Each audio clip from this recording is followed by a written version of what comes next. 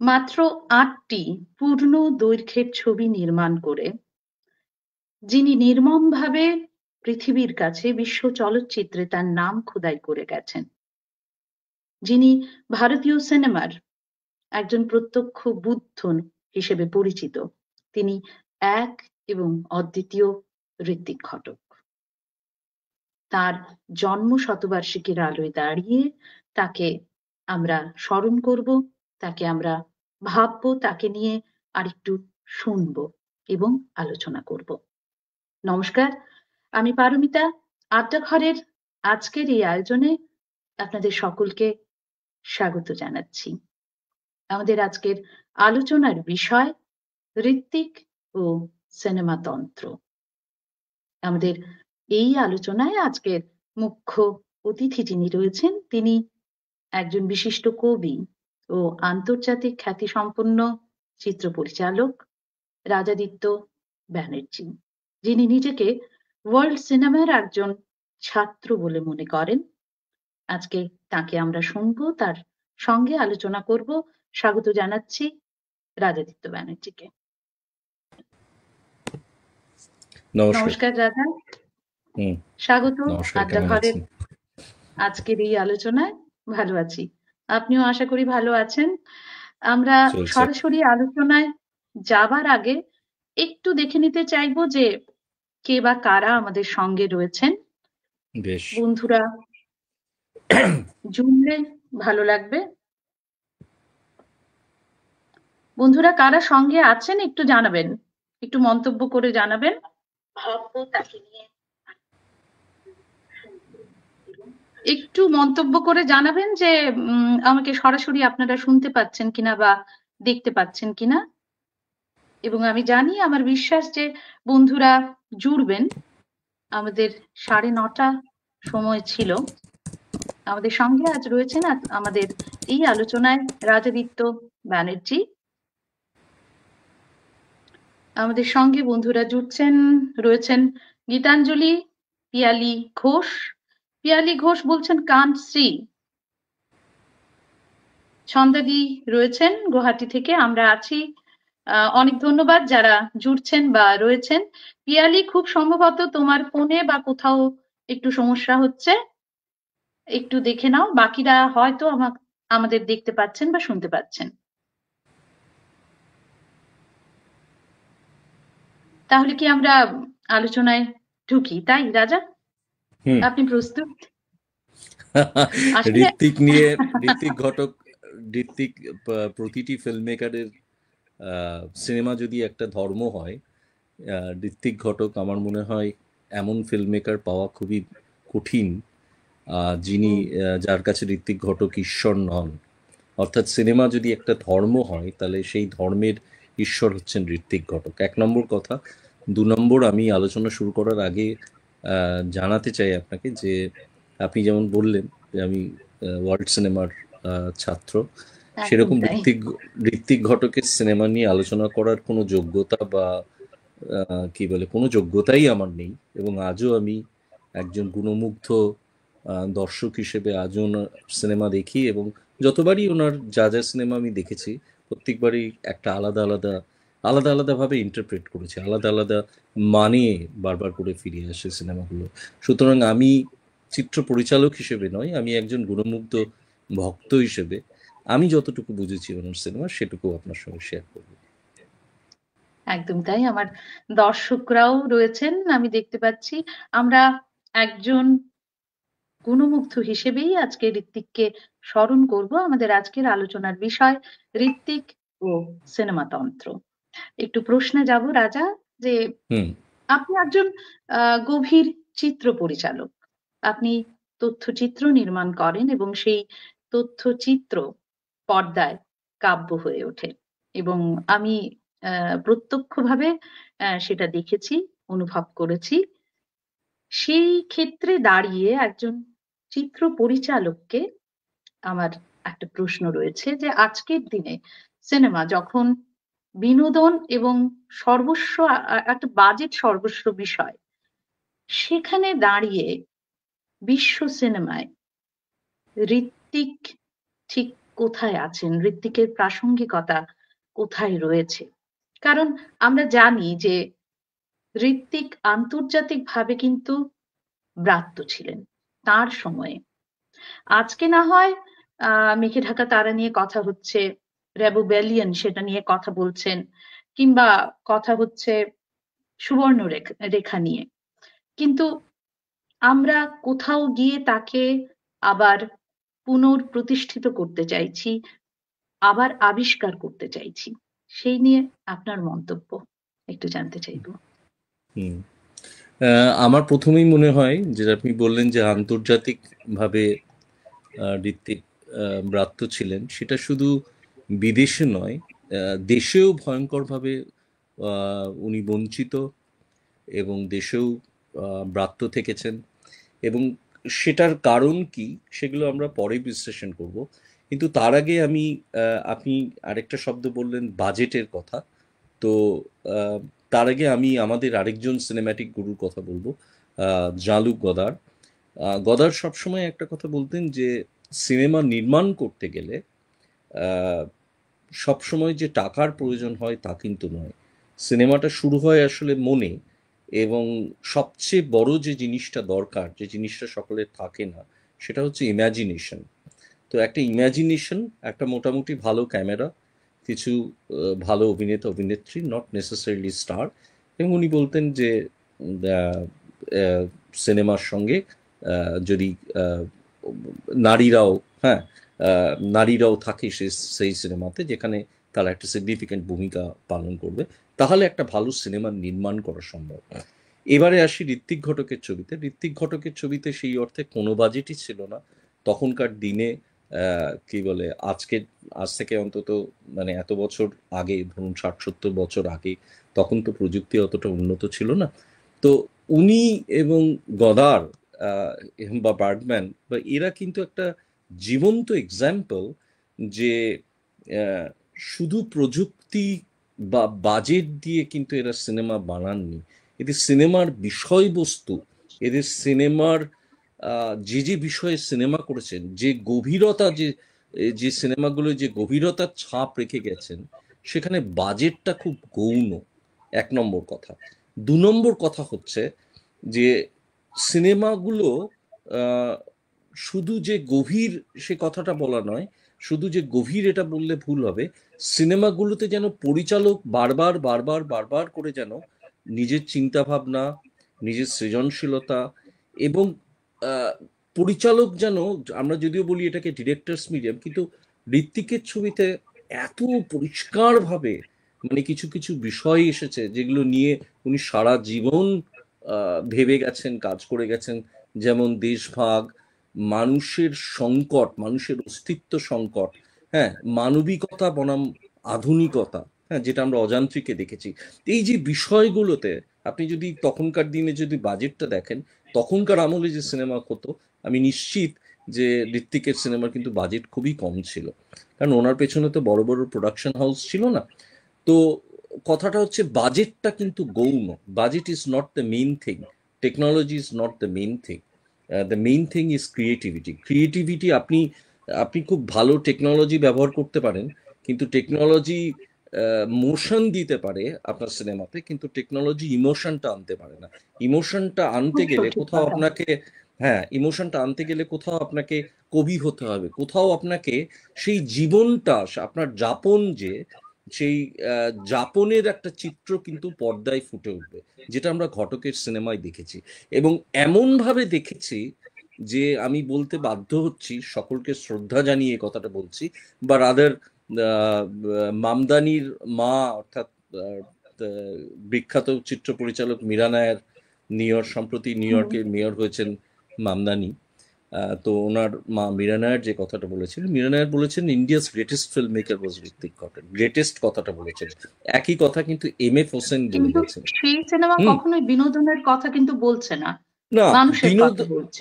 মানুষের কথা বলছে। এবং সবচেয়ে বড় কথা হচ্ছে যে আমাদের মধ্যে একটা খুব ভ্রান্ত ধারণা আছে, এবং সেই ধারণাটা কিন্তু বহু বছর ধরে চলে আসছে। যেমন ধরুন, আপনি যদি কন্টেম্পোরারি অনেক ফিল্ম মেকারকে জিজ্ঞেস করেন, আমি অনেক ইন্টারভিউতে শুনেছি। তো যখন সাংবাদিকরা জিজ্ঞেস করেছেন যে অন্যান্য থিম নিয়ে এক্সপেরিমেন্টেশন হচ্ছে না, সিনেমাগুলো এক্সপেরিমেন্টাল নয়, বিষয়বস্তুর ডাইভার্সিটি নেই, ক্রিয়েটিভিটির ছাপ নেই, একটা বাঁধা ছকে চলছে, একটা গতানুগতিক ছন্দে চলছে ছবিগুলো। তখন কিন্তু অনেক পরিচালক খুব শকিং একটা উত্তর দিয়েছেন। অনেক পরিচালক কিন্তু তারা বাংলায় বসে কাজ করছেন, সেই সমস্ত পরিচালক বলেছেন আসলে মানুষ তো এগুলো চায় না। কিন্তু সেটা তো মেন কথা নয়। মানুষ যদি না চাইতো, মানুষ যদি শুধু বিনোদনই চাইতো, তাহলে কি সত্যজিৎ রায়, তপন সিনহা, অরবিন্দ মুখোপাধ্যায়, আহ, ঋত্বিক ঘটক, কি বলে মৃণাল সেন, কি বলে এদের ছবিগুলো কি করে কালজয়ী হলো? এদের ছবিগুলো কি আমাদের মানে এন্টারটেইনিং ছবি বলা যায়? বিনোদনমূলক ছবি এটা কি আমরা বলতে পারি? না। কিন্তু এদের ছবিগুলোতে একটা গভীর ফিলসফি ছিল, একটা গভীরতা ছিল, একটা গল্প ছিল, একটা সাংঘাতিক স্টার্ক রিয়ালিটি ছিল, যে রিয়ালিটিটা কিন্তু মানুষ নিজের চোখে দেখেছে। মানুষের সেই যাপনের ছবিটা এরা পর্দায় এমনভাবে তুলে ধরেছেন যে মানুষই তখন সিনেমা হয়ে গেছে, ওনাদের সিনেমার সঙ্গে ওটা রিলেট করতে পেরেছেন, একাত্ম বোধ করেছেন। দ্যাট ইজ ওয়াই মানে ওনারা মিডিয়কার না, ওনারা গ্রেট। এবং এখানে গ্রেট এবং মিডিয়কারদের মধ্যে তফাৎ। সুতরাং বাজেটটা একেবারেই বড় কথা নয়, উনি এটা প্রমাণ করে দিয়েছেন। দ্বিতীয় কথা, বিনোদন বলে কিছু না, মানুষ গল্প দেখতে চায়। এখন প্রশ্নটা হচ্ছে যে ধরনের যে ধরনের সিনেমা ঋত্বিক ঘটক বানিয়েছেন, সত্যজিৎ রায় বানিয়েছেন, হ্যাঁ, তো আমি জাস্ট একটা ছোট উদাহরণ দিচ্ছি, গভীরে গিয়ে আমরা আরো বলবো। যেমন ধরুন 1953-54 সালে ঋত্বিক নাগরিক যখন বানিয়েছিলেন, সে শহরের হুম। দারিদ্র, বেকারত্ব, আমাদের বেঁচে থাকা না থাকা, টিকে থাকা না থাকা, আমাদের দৈনন্দিন সমস্যাগুলোর কথা, সেই একই জিনিস কিন্তু আমরা দেখেছি সত্যজিৎ রায়ের কলকাতা ট্রিলজিতে। আমরা দেখেছি, বা আমরা দেখেছি মৃণাল সেনের একদিন প্রতিদিনে। তো আমার কথাটা হচ্ছে, আমাদের একটা কমন অভিযোগ আছে, যে অভিযোগটা হচ্ছে যে আর্ট সিনেমা মানেই সমস্যা দেখানো, সাদা কালো ছবি, হ্যাঁ, তারপরে ঠিক। নানান ধরনের কি বলবো, আমরা তো প্রতিদিনই স্ট্রাগল করি, প্রতিদিনই তো কত লড়াই কষ্টের মধ্যে দিয়ে, সংগ্রামের মধ্যে দিয়ে আমাদের যেতে হয়, বাঁচতে হয়, আবার কেন আমি হলে গিয়ে সেটা দেখবো না? কিন্তু কোথাও গিয়ে এই সমস্ত সংগ্রামের মধ্যে গিয়ে যে দিনের শেষে যে মানুষই যে মানুষই যে জয়ী হচ্ছে, যে আমাদের বা আমাদের যে আরো ভাবা দরকার, বা আমরা কিভাবে এই যে একটা এবং সেই শৃঙ্খলের মতো বা বাস্তবতাটাকে ফুটিয়ে তোলা পর্দায়। হ্যাঁ, হ্যাঁ, বা ঋত্বিকের সিনেমা, ঋত্বিকের জগৎটাকে যদি আমি একটা মহাজাগতিক বস্তুর সঙ্গে কল্পনা করি, একটা ব্ল্যাক হোল, একটা ব্ল্যাক হোলের আপনি অ্যাক্রিশন ডিস্ক পেরিয়ে যখন আপনি ইভেন্ট হরাইজন পেরিয়ে যাবেন, তারপরে আলো সেখান থেকে বেরোতে পারে না। তো আমরা, ঋত্বিক সেই ভিসাস সাইকেলটা দেখাচ্ছেন, দারিদ্র্যের একটা সাইকেল, হ্যাঁ, মানুষ মানুষের পাশে না দাঁড়ানোর একটা সাইকেল, একটা কমিউনিজমের একটা ব্যর্থতা, একটা সমাজ হয়ে একে অপরের পাশে দাঁড়ানোর একটা ব্যর্থতা। তো সেখান থেকে কিন্তু আমাদের উনি বারবার করে কিন্তু উনি এমন এমন সিনেমা বানিয়েছেন যেগুলো কিন্তু সেই ছবি দেখার পরে কিন্তু হল থেকে বেরোনোর পরে যারা তথাকথিত মানে বিনোদনের সিনেমা দেখেন, বিনোদনমূলক সিনেমা দেখেন, তারাও কিন্তু ভাবতে বাধ্য হয়েছেন যে তাহলে এর পরে কি, এর পরে কি, মানব সভ্যতার কিভাবে এগোবে, মানব সভ্যতার এই সংকটগুলো পেরিয়ে আগামী দিনগুলো কিরকম হবে।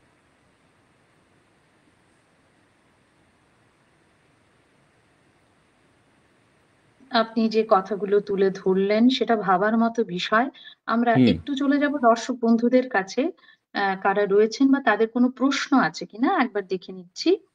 আহ আপনাদের যারা দর্শকেরা যারা এই মুহূর্তে আমাদের সঙ্গে জুড়ে আছেন, তাদের কাছে অনুরোধ রইল, আপনারা যদি কোনো ঋত্বিক বিষয়ক কোনো প্রশ্ন আপনাদের থাকে সেটা আপনারা লিখে জানাতে পারেন, আমি সেটা আমাদের আজকের অতিথির কাছে পৌঁছে দেব। এবং এই মুহূর্তে আমি দেখতে পাচ্ছি মধুরিমাদি সঙ্গে রয়েছেন। স্বাগত মধুরিমাদি। সোমা মুখার্জি রয়েছেন, মৌসুমী সেন রয়েছেন, আমার প্রিয় দিদি একজন কলকাতা থেকে রয়েছেন, ছন্দা কর্পূরকায়স্থ রয়েছেন। আপনাদের সকলকে স্বাগত।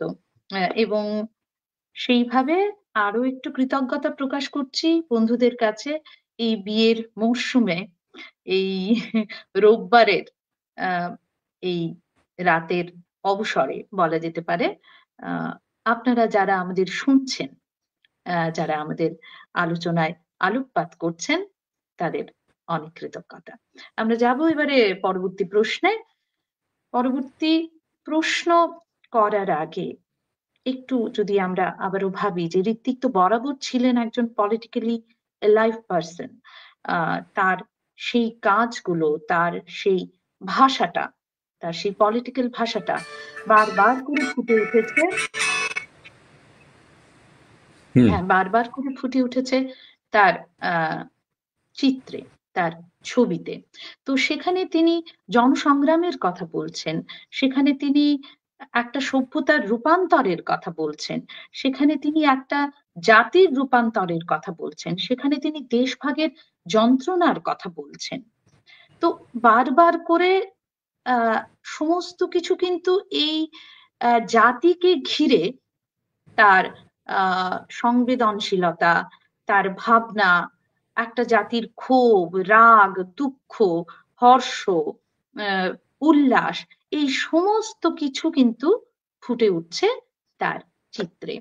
আমি রাজার কাছে জানতে চাইবো বা একটু শুনতে চাইবো যে আপনার কাছে এই চিত্রের কোন দিকটা মানে ভীষণভাবে নাড়া দেয়, বা কোন ঋত্বিক ঘটকের কোন সিনেমা নিয়ে আপনি এই মুহূর্তে আমাদের সঙ্গে একটু কথা বলতে চান? আমার আমি যেহেতু থিয়েটারের মানুষ, আমার কাছে ঋত্বিক ঘটকের একটা আলাদা পরিচয় হলো উনি একজন থিয়েটার কর্মী শুধু ছিলেন না, একজন থিয়েটারের মানে উনি একজন আন্দোলন করা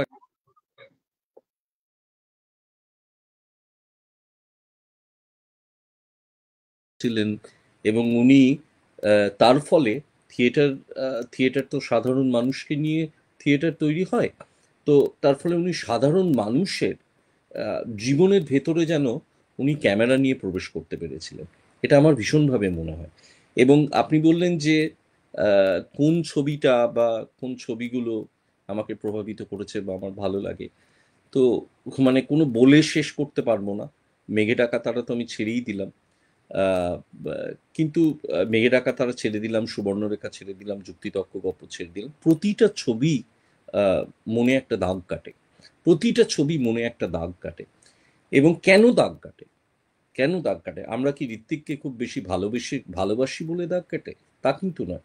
প্রতিটা সিনেমা দাগ কাটে যে এই কারণে যে আমার মনে হয়, যদি ঋত্বিক নিজে বলতেন যে কোনো মানুষই অ্যাপলিটিক্যাল না, আমরা সবাই পলিটিক্যাল।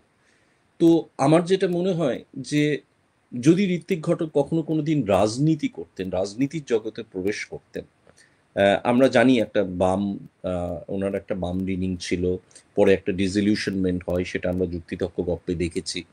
এবং যদি উনি রাজনীতি করতেন, উনি যেভাবে মানুষের পালসটা বুঝতেন, যে মানুষের সংকটটা বুঝতেন, মানুষের ক্রাইসিসটা বুঝতেন, এবং যেভাবে উনি আহ, দেশ বিচ্ছেদকে, দেশ ভাগকে, মানে উনি সিনেমায় তুলে দেখিয়েছেন যে দেশ ভাগ শুধু দুটো দেশের মধ্যে একটা দেওয়াল তুলে দেওয়া নয়, বা মানচিত্রটাকে দুভাগে কেটে দেওয়া নয়।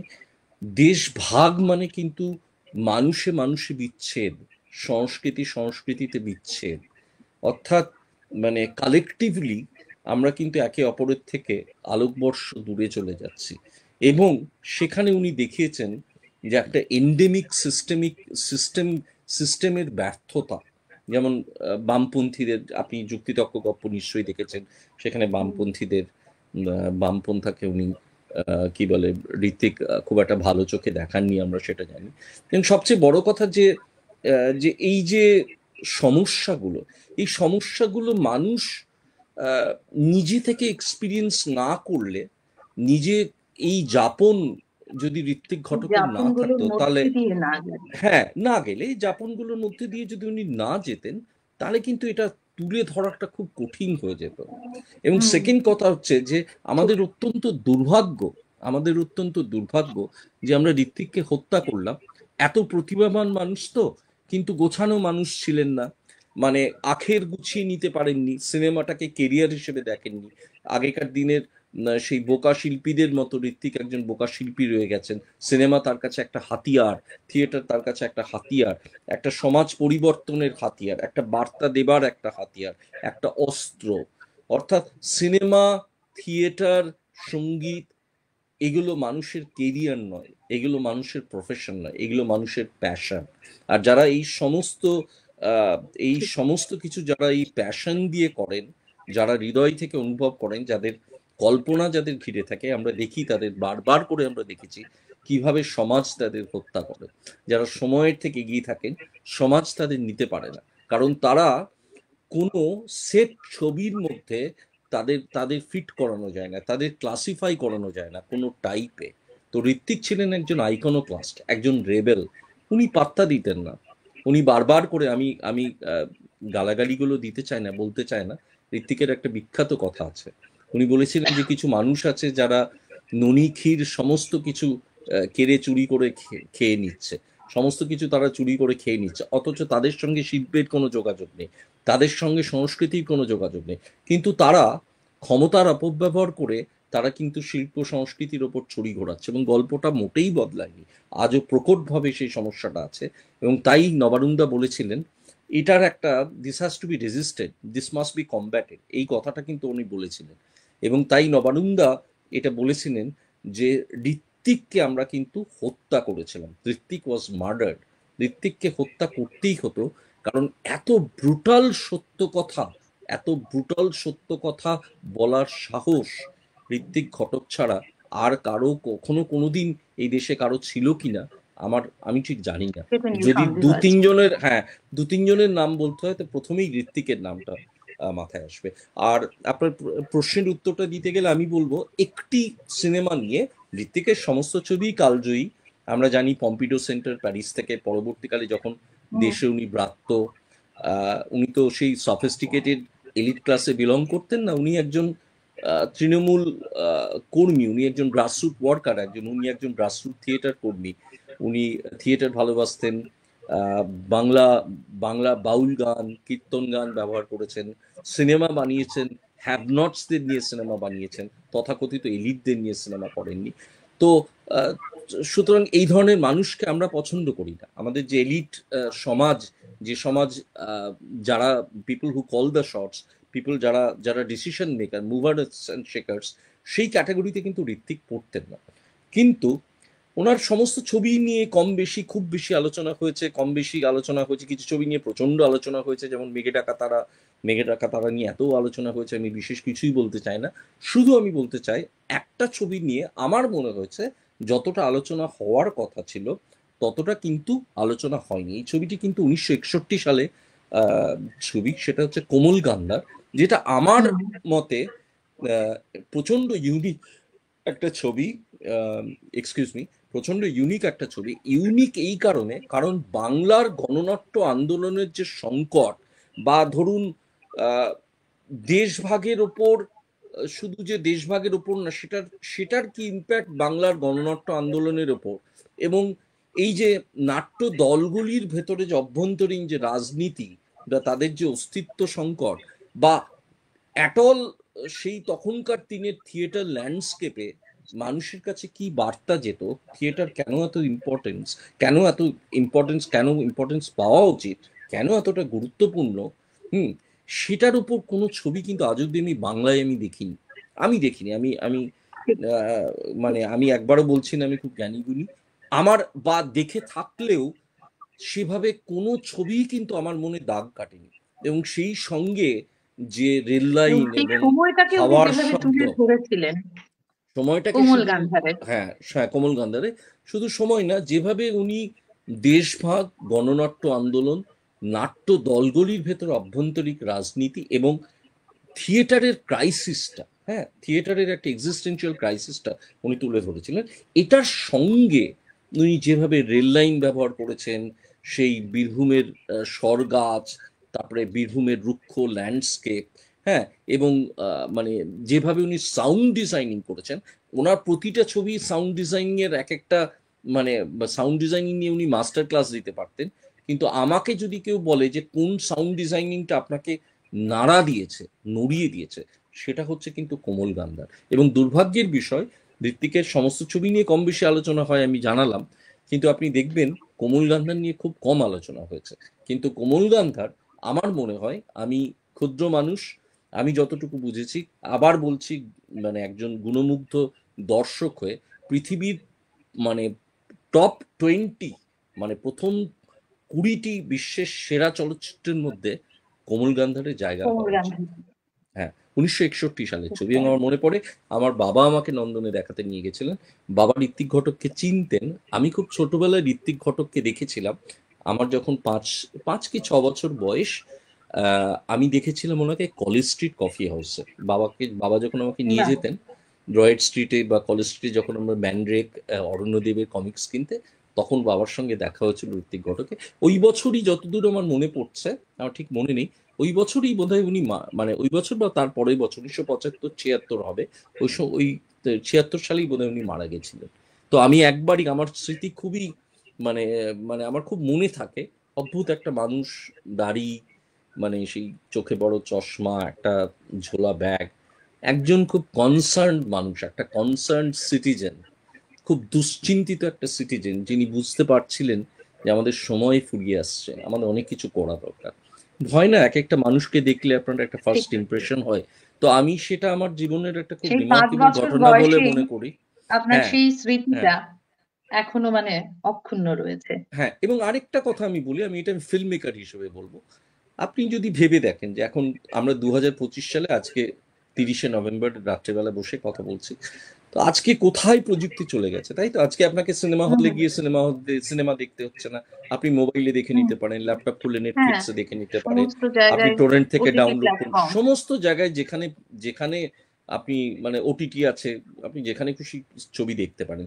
নট নেসেসারিলি আপনাকে হলে গিয়ে দেখতে হবে। কিন্তু একটা জিনিস লক্ষ্য করেছেন, একটা জিনিস একটু ভাবুন, চোখ বুজে একটু ভাবুন, সেটা হচ্ছে এই যে এত হাজার হাজার হাজার হাজার সিনেমা হচ্ছে, কটা সিনেমা দাগ দাগ কেটেছে আপনার মনে? কটা সেটাই সিনেমা তো আপনি প্রশ্ন। দেখার পরে আপনি ভুলতে পারেন না? তাহলে আমার প্রশ্ন মানে হচ্ছে, এত ক্লাসিক প্রযুক্তি, কতটা তৈরি হচ্ছে। হ্যাঁ, আমার আমার প্রশ্নটা হচ্ছে খুব বিনীত প্রশ্নটা, মানে নম্র ভদ্রভাবে এই প্রশ্নটা আমি সকল ফিল্ম মেকারকে করতে চাই, যে ভাই, আপনাদের হাতে তো প্রযুক্তি আছে, আপনাদের হাতে তো টেকনোলজি আছে, আপনাদের হাতে সবকিছু আছে। তো প্রশ্নটা হচ্ছে যে আপনারা আনফরগেটেবল, থট প্রভোকিং সিনেমা কেন বানাতে পারছেন না? কেন মানুষের মনে প্রতি শুক্রবার ছবি রিলিজ হচ্ছে, তারপরেই আমরা ভুলে যাচ্ছি। এখন বাংলা সিনেমার অবস্থা কিন্তু বাংলা টিভি সিরিয়ালের মতো হয়ে যাচ্ছে। অর্থাৎ একটা এক্স্যাক্টলি। দুটো ব্যতিক্রম বাদে আমি আর সিরিয়ালগুলো দেখছি যে মায়ের স্মৃতি চলে গেছে, আমার দুটো মেয়ে, আমার দুটো যমজ বোন, আবার সে আবার ফিরে এলো, একটা লোকের 3টে বিয়ে 3টে জায়গায়, আমি 15 তারিখে একটা বাড়িতে আগুন লাগিয়ে দিলাম, 21 তারিখে একজনের সঙ্গে প্রেম হলো আরেকটা বাড়িতে, আবার 24 তারিখে আমি আগুন লাগিয়ে দিলাম, আবার 31 তারিখে যমজ বোন মারা গেল, আসলে সে মরে যায়নি, নদীতে জলে ভেসে গেছিল, কেউ তাকে বাঁচিয়ে দিয়েছে। এই জায়গায় চলে গেছে কিন্তু। হ্যাঁ, এই জায়গায়, সুতরাং ওই যে গোল্ডেন এজটা, ওই যে মানে যে এজটাতে যেখানে মানুষ, মানে শুধু একটা ক্যামেরা পেলেই মারাত্মক এখানে মারাত্মক সব মানুষের সিনেমা কথা করে দিতে মানুষ পারে। হ্যাঁ, যে বলবে, মারাত্মক সব সেই সিনেমা তারা মাধ্যমটা, তৈরি সেই করে দিতে পারে। মাধ্যমটাকে ফোকাস করা। বা ধরুন আমি একটা কথা বলছি, যে আমি আমার প্রথম যখন, মানে আমি যদি সিনেমার কিছু বুঝি, আমি আবার বলছি, ছাত্র আমি, কিছুই জানি না, জানবার চেষ্টা, প্রতিটা সিনেমা আপনি যখন নির্মাণ করেন, নতুন নতুন নতুন নতুন কিছু হুম জানেন। মানে সেটা হুম। হচ্ছে, মানুষ সিনেমা করাটা হচ্ছে কসমোলজি সম্বন্ধে, ব্রহ্মাণ্ড সম্বন্ধে আপনার জ্ঞানের মতো। আপনি আজকে জানেন যে 8টা প্ল্যানেট আছে, আগে জানতেন 9টা গ্রহ আছে, আগে জানতেন যে আগে মানুষ ব্রুনোকে পুড়িয়ে মেরেছিল, কারণ ব্রুনো বলেছিল যে না, পৃথিবী সূর্যের চারদিকে প্রদক্ষিণ করে।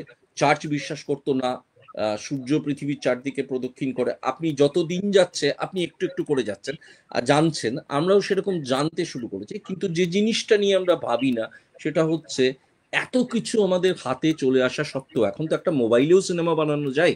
একটা মোবাইলেও তো আপনি একটা ফিচার ফিল্ম করে তো কন্টেন্টটা একটা, কোথায়, হ্যাঁ, হ্যাঁ, বিষয়বস্তুটা হ্যাঁ, কোথায়, বিষয়, কিরকম, মানে আপনি তো যেটা একটা মোবাইলেও ভাবাবে, একটা, যেটা বারবার করে নাড়া দেবে। হ্যাঁ, মোবাইলেও একটা ফিচার ফিল্ম করে আপনি ইউটিউবে আপলোড করলে, আপনি অন্তত, মানে যদি মানে মোটামুটি ছবিটা হয়, তাহলে আপনি 500,000 বা 1 মিলিয়ন ভিউয়ার পাবেন। কিন্তু প্রশ্নটা হচ্ছে 1 মিলিয়ন না একজন ভিউয়ার, সেটা ইম্পর্টেন্ট নয়। সেই ভিউয়ার বা ভিউয়ার গুলো কি আপনার ছবিটাকে মনে রাখবে? দ্বিতীয় প্রশ্ন সেটা হচ্ছে যে এত সিনেমা যে হচ্ছে, এত সিনেমার মধ্যেও কেন বারবার করে আমরা সেই কণিকা বন্দ্যোপাধ্যায়ের গান শুনি, সুচিত্রা মিত্রের গান শুনি, দেবব্রত বিশ্বাসের কাছে ফিরে আসি, ঋত্বিক ঘটকের সিনেমা দেখি, তপন সিনহার সিনেমা নিয়ে আমরা আলোচনা করি, এখনকার সিনেমা নিয়ে কেন সেই সেই আবেগটা কেন আনবো? সেটাই এইটা সেটাই তাহলে ভাবার এটা মতো ভাবা। বিষয়, কোথাও না এখানেই কোথাও তাহলে এখানেই হ্যাঁ, হ্যাঁ, আবেগটা কমে এখানেই যাচ্ছে। হ্যাঁ, আবেগটা কমে যাচ্ছে। দ্বিতীয় কথা, আমি ঋত্বিকের প্রসঙ্গে ফিরে আসি। তাহলে যে যাপন উনি নিজের চোখে দেখেছেন, যে যাপনের মধ্যে দিয়ে উনি গেছেন, সেটা উনি পর্দায় তুলে ধরেছেন। কিন্তু প্রশ্নটা হচ্ছে এখনকার জেনারেশনের ফিল্ম মেকাররা, অধিকাংশ, একজন দুজন ব্যতিক্রম থাকতেই পারে, ব্যতিক্রম নিয়ে কথা বলার জন্য আমি এখানে আসিনি, তাদের সেই যাপনের মধ্যে দিয়েই যায়নি। এখন একটা সিনেমা মেকিং, একটা থিয়েটার, একটা এই ধরনের এক্সারসাইজ গুলো একটা মানে একটা একটা ফেম পাওয়ার এক্সারসাইজ হয়ে গেছে। অর্থাৎ আমার কোনো এবং একটা ঝা লেখাপড়া নেই। চকচকে ব্যাপার, হ্যাঁ, মানে এই আমার কোনো রূপসী লেখাপড়া পর্দা নেই। জুড়ে আমার ঝা কোনো চকচকে লেখাপড়া ব্যাপার। নেই। আমি কোনোদিন কবিতা লিখিনি। আমার সিনেমাতে কোনো পোয়েট্রি নেই। আমার সিনেমাতে এমন এলিমেন্ট নেই যেটা আমি মানুষকে ভাবাবো, বা আমার ভাবানোর ক্ষমতা আছে, বা আমি একজন মহাপুরুষ নিয়ে একটা সিনেমা করছি, 2 মাসের গবেষণাতে আমি সিনেমাটা নামিয়ে দিচ্ছি, আরো 2 মাসের মধ্যে আমার পোস্ট প্রোডাকশন রেডি হয়ে যাচ্ছে, আর পঞ্চম মাসে আমার ছবিটা রিলিজ করছে। এভাবে হয় না। এভাবে হয় না বলেই ঋত্বিক ঋত্বিকই রয়ে গেছেন, রয়ে যাবেন। আরো একটা বড় কথা হচ্ছে, যারা ঋত্বিককে ধ্বংস করেছেন, ধ্বংস করবার চেষ্টা করেছেন, ঋত্বিক একজন ফিনিক্স পাখি। ঋত্বিক একজন ভুলে যাওয়া নদী যে আবার সারফেস করেছে, বা ঋত্বিক একজন ভলক্যানো, বা আপনি একটা আগ্নেয়গিরি, যেভাবে আপনি দেখবেন ভেতরে ভেতরে ভেতরে ভেতরে আমরা বারুদের উপর বসেছিলাম, একটা বিস্ফোরণ ঘটেছে, বা ফিনিক্স পাখি ছাই থেকে যে আবার উঠে এসছে, ওইভাবে প্রতিভাকে খুন করা যায় না। তবু দুঃখের বিষয়, আমি ঋত্বিককে একটা প্যারালাল টানবো, ঋত্বিক এবং ভিনসেন্ট ভ্যান গগের। এদের জীবিতকালে হ্যাঁ, এরা কোনো সাফল্য দেখে যেতে এদের পারেনি। সকলেই তো পস্থমাস হ্যাঁ, ফেম, মানে আজকাল যেটা খুব হচ্ছে হ্যাঁ, হ্যাঁ, বা হ্যাঁ। হয়েছে, জীবনানন্দের ক্ষেত্রেও আমরা দেখেছি সেটা, হুম, যে হুম, হুম, মৃত্যুর পরবর্তী তাকে নিয়ে উচ্ছ্বাস আবেগ হুম, হুম, বাঙালি জাতি যখন প্রদর্শন করলো, হুম। ঠিক একইভাবে আমি যদি টানি মানিক বন্দ্যোপাধ্যায় এবং মাইকেল মানিক মধুসূদনের বন্দ্যোপাধ্যায় তো কথা। ক্লাসিক, মানিক বন্দ্যোপাধ্যায় তো ক্লাসিক এক্সাম্পল। এক্স্যাক্টলি, আমি সেটাই, মানে মানিক এই মুহূর্তে বন্দ্যোপাধ্যায়, আপনার কথাতে সেটাই মনে হলো হ্যাঁ, এই হ্যাঁ, মুহূর্তে মানিক যে বন্দ্যোপাধ্যায়ের একটা গল্প বলি, জাস্ট একটু এক লাইনের একটা কথা বলি। আমি মানিক বন্দ্যোপাধ্যায় নিয়ে কিছুই, আমি মানে যখন পড়েছিলাম ওনার উপন্যাস বা গল্প, আজও কি বুঝেছি, আজও কি জানি, আজও কি বুঝি, কিন্তু হয়তো 0.1% বেশি বুঝি। তো কলেজ স্ট্রিটে একটা জায়গায় আমাকে বাবা দেখিয়েছিলেন, যে এই জায়গাটা দিয়ে মানিক বন্দ্যোপাধ্যায় আসতেন, এই জায়গায়, এই কলেজ স্ট্রিটে উনি আসতেন হুম, শেষ জীবনে। যখন মানিক বন্দ্যোপাধ্যায়ের কাছ থেকে সমস্ত প্ল্যাটফর্ম কেড়ে নেওয়া হলো, যখন ওনার লেখা ছাপার আর জায়গা নেই, বা রাদার ওনার স্ত্রী যখন বিনা চিকিৎসায় মৃত্যু পথযাত্রী, উনি তখন বলছেন আমি পাণ্ডুলিপিগুলো দিতে পারি, আমাকে ওষুধ কেনার টাকা দাও। অর্থাৎ আহা, এই যে জেনোসাইডটা যে সমাজ এই যে এই ধরনের, শিল্পের একটা নির্মম হ্যাঁ, এই হত্যা। ধরনের সময়ের থেকে এগিয়ে থাকা মানুষদের উপর যে হুম, সমাজ, যে এই যে হুম। জেনোসাইডটা এই যে চালিয়ে যায়, এই যে জেনোসাইডটা, যেটা জেনোসাইড বলতে আমরা রোয়ান্ডার জেনোসাইড বুঝি, জেনোসাইড বলতে আমরা বুঝি সৈনিকদের মারা, বা বা জেনিভা কনভেনশন ফ্লাউট করা, তা কিন্তু কিন্তু নয়। শিল্পের ক্ষেত্রে যা ঘটছে, শিল্পীদের মনকে হত্যা করা। সেকেন্ড কথা হচ্ছে, শুধু তাই নয়, শিল্প শিল্প সৃষ্টির এমন একটা সৃষ্টির মধ্যে এমন একটা পরিবেশ আমি তৈরি করব, যে পরিবেশের ফলে আমি শিল্পীকে না খাইয়ে মারবো, যে পরিবেশের ফলে শিল্পীকে শিল্প ত্যাগ করতে বাধ্য করব। Classic example Ritwik Ghatak, classic example Manik Bandyopadhyay, classic example Vincent van Gogh. ঠিক আছে, এই গল্পের কোনো শেষ নেই। সেই কিন্তু সেটা জেনোসাইডটা, হ্যাঁ, এই যে সেই পৃথিবীর সৃষ্টির জেনোসাইডটার শুরু কিন্তু থেকেই বিচার এই হয়নি। ব্যাপারগুলো চলে সেটা এসছে, এখনো আছে, সেটা এখনো আছে, সেটা এখনো আছে, কিন্তু এখনো সেই আছে, বহাল জেনোসাইডটার তবিয়ত। ভিকটিম ঋত্বিক। জেনোসাইডটার ভিকটিম ঋত্বিক, কারণ যতই আমরা বলি তখনকার দিনে মেরিটোক্রেসি ছিল, হয়তো আজকের চেয়ে একটু বেশি মেরিটোক্রেসি ছিল। তখনকার দিনে গুণী মানুষদের, হয়তো আজকের আমি জানি না, আমি তো তখন কাজ করিনি, হয়তো তারা একটু বেশি সম্মান পেয়েছেন, বা সত্যি গুণগত মান দেখে অনেক মানুষ এগিয়ে এসেছেন। তবু কিন্তু তারা কিন্তু ব্রাত্যই থেকে গেছেন, তবু কিন্তু তারা কিন্তু তাদের সঠিক মূল্যায়ন কিন্তু কখনো কোনো সেইভাবে হয়নি। আজ 100 বছর কেটে গেছে ঋত্বিককে নিয়ে আমরা এত কথা বলছি, এত আলোচনা করছি, কিন্তু ভাবুন তো আমরা যদি এমন একটা পরিস্থিতি সৃষ্টি করতে পারতাম যেখানে ঋত্বিক মানে কি বলে মদ ছেড়ে আরো একের পর এক ছবি করে যেতেন, আমরা কত আমরা মানে আমরা আমরা আমরা কত লাকি হতাম, আমরা কত ধনী হতাম, আমাদের সাংস্কৃতিক আরো ঠিক। আরো আরো কত ধন দৌলত পেত, সেগুলো থেকে তো আমরা বঞ্চিত করেছি। তাই আমার বক্তব্য যে আমাদের হাতে কিন্তু রক্ত লেগে আছে, আমাদের হাতে কিন্তু রক্ত লেগে আছে। সহমত। আর এখন আপনার মনে হয়, সহমত। এখন যে মনে হয় যে ঋত্বিক ঘটককে নিয়ে 100 বছরের এই যে পরে এরকম নাচানাচি ইত্যাদি, এইসব মানুষগুলো ছিল কোলায় যখন উনি কাজ করছিলেন? তারা কারণ তাদের আজকে তাদের আমাদের অনুষ্ঠানের ঠাকুরদা, শুরুতে তাদের এই বাবা, প্রসঙ্গটাই ছিল যে একটা লোক ঠাকুরদা, যখন হুম, হ্যাঁ, বা আমি ইন্টারাপ্ট করলাম আপনাকে, তাদের বাবা মা, না ঠাকুরদা, না বলুন। স্টেট বা আর্টস অর্গানাইজেশন, তারা কেন ঋত্বিকের ঋত্বিক ঘটকের পাশে এসে দাঁড়াননি? তারা কেন কি বলে বহু, শুধু তো ঋত্বিক না, জন ইব্রাহিমের কথা বলো, জন ইব্রাহিমের পাশে কে দাঁড়িয়েছিল? জন ইব্রাহিম একজন মানে এক অসাধারণ ফিল্ম মেকার, সময়ের থেকে এগিয়ে থাকা ফিল্ম মেকার। আজকে আমরা গোয়াতে দেখাচ্ছি ঋত্বিকের শর্ট ফিল্ম, যে ছবিতে কি বলে নতুন করে রিস্টোর করে যেখানে আসরানি অভিনয় করেছেন, সেগুলো দেখেছে। এখন এত চর্চা হচ্ছে জীবিত থাকাকালীন, তাহলে কি এটা আমাকে মেনে নিতে হবে? এটাই একটা এটাই। শিল্পের একটা, এটা একটা ট্রুথ যে প্রকৃত শিল্পীর সঠিক মূল্যায়ন হবে তার মৃত্যুর পরে, তার জীবিতকালে সে কিছুই দেখে যেতে পারবে না। এই প্রশ্নটা কিন্তু আমাদের, এটা তো এই প্রশ্নটা কাঙ্ক্ষিত নিয়ে আমাদের নয়। ভাবতে হবে। একদম তাই, ভাবতে হবে। এবং এই ভাবনাগুলোর জন্যই তো এই ধরনের আলোচনাগুলো হয়তো দরকার।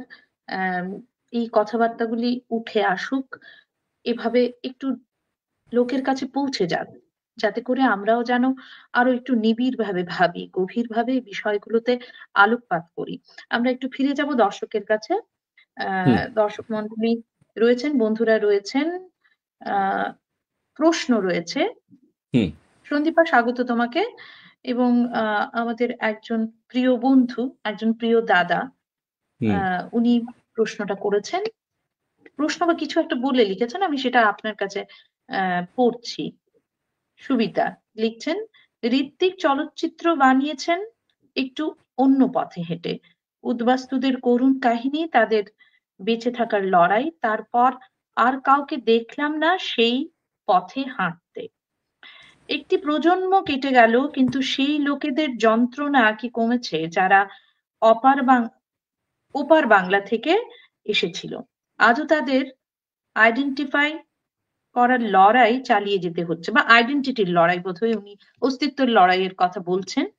ঋত্বিকের পথে হেঁটে যেতে সেই লোকেদের কথা চলচ্চিত্রের মাধ্যমে বলবার জন্য কাউকে দেখছি না কেন, সেটাই উনি আলোচনা করলেন।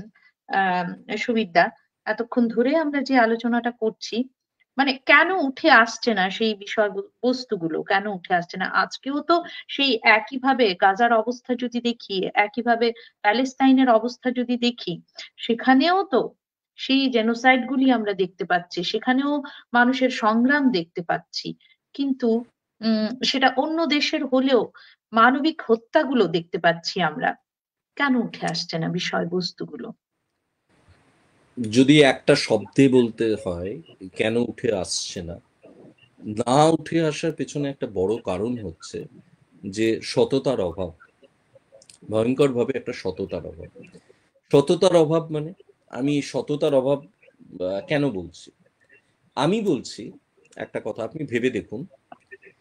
আহ, এই যে আমি কিছুক্ষণ আগে মেরিটোক্রেসি কথাটা বললাম, একটা সিনেমা আজকে, আজকে আমরা এমন একটা যুগে বাস করছি যেখানে আহ, যোগ্যতার চেয়ে একটা বড় আহ, যোগ্যতা হচ্ছে যোগাযোগ্যতা, অর্থাৎ যোগাযোগ করার যোগ্যতা।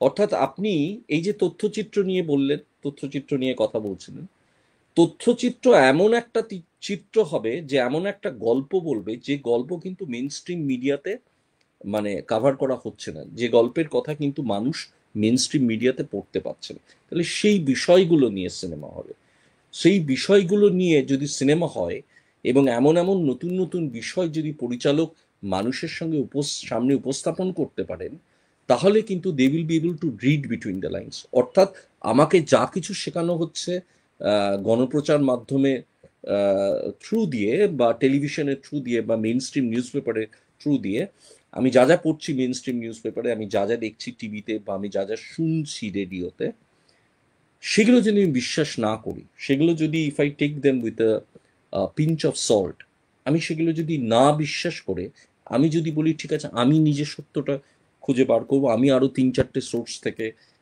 খবরটা পড়বো, পড়ে আমি আমার ওপিনিয়নটা শেপ করব, তো কেন হচ্ছে না? তাহলে কেন এই বিষয়গুলো নিয়ে চিন্তা করা হচ্ছে? কারণ মানুষ এত গভীরতায় যেতে পারছে না। মানুষের অ্যাটেনশন স্প্যান অত্যন্ত অত্যন্ত অত্যন্ত অত্যন্ত কম। দ্বিতীয় কথা হচ্ছে, আমি বাংলা সিনেমার কথা বলি, আবার বলছি, ভুল বুঝবেন না আমাকে, ব্যতিক্রম থাকতেই পারে, কিন্তু অধিকাংশ সিনেমায় আপনি, আমি যদি সেটাকে সিনেমা না বলি, আপনি টিভি সিরিয়ালের সঙ্গে আলাদা করতে পারবেন। অর্থাৎ গভীরতা, লেখাপড়া, মানে বিষয়বস্তুর ডাইভার্সিটি, একটা কবিকে চেনা যায় সে কি বিষয়ে কবিতা লিখছেন, একজন চিত্র পরিচালককে চেনা যায় তার সিনেমার বিষয়বস্তুটাকে, আমি সাউন্ড ডিজাইনিং ছেড়ে দিলাম, শর্ট টেকিং ছেড়ে দিলাম, তার সিম্বলিজম কি ইউজ করেছেন আমি ছেড়ে দিলাম, কি বিষয়টা উনি চুজ করছেন।